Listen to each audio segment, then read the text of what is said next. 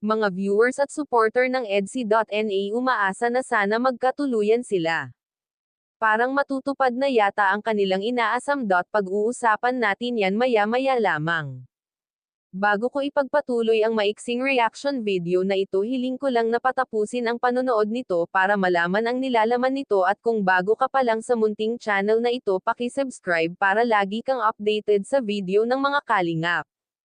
At pakisuportahan natin ang ama ng kalingap na Val Santos, Matubang Ate Edna Vlog at si Kalingap Rab. Isang mapagpalang araw sa inyong lahat mga kalingap, at shoutout nga pala sa patuloy na sumusuporta sa aking YouTube channel, lalong-lalo na sa mga viewers natin na walang sawang nanonood at sumusuporta. Maraming salamat. Muli mga kalingap, ay bibigyan natin ng maikling reaction ang naganap na Part 24.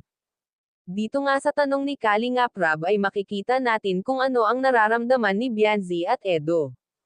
Lalo na itong si Bianzi na halatang kabado sa question and answer na ito. Dito sa tanong kay Bianzi na kung totoong crush nito si Edo. Dito ay pinili ni Bianzi na kumain ng kalamansi dahil madali lang naman sabihin kung hindi. Kaya sa pagpili niya ng kalamansi, alam nyo na kung ano ang sagot doon. Nung si Edo naman ang tanungin ay diretsahang sinabi ni Edo na totoo ang nararamdaman niya kay Bianzi.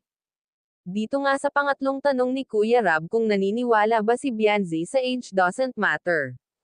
Dito sinagot ni Bianzi na opo, naniniwala ako. Dito nga ay napatalon si Kalingap Rab at K-Boy sa kilig nang marinig iyon.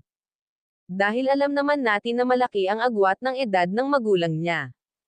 Ang tanong naman kay Edo kung hanggang kailan ito maghihintay para sa pag-ibig. Ang sagot ni Edo dito ay handa siyang maghintay hanggat pwede. At nang tanungin si Bianzi kung masaya na ito sa love team nila ni Edo, dito diretsahang sinagot ni Bianzi na nag-enjoy siya at masaya sa love team nila. At dito sa huling tanong ni Kalingap Rab kung may pag-asa ba si Edo sa panliligaw nito, dito ay sinagot ni Bianzi ng siguro po. Dito sa sagot niya ay sigurado na may pag-asa talaga si Edo. Siguro naman marami sa mga viewers natin ang kinilig at natuwa. Hanggang dito na lang ang update ko mga kalingap. Maraming salamat at God bless sa inyong lahat.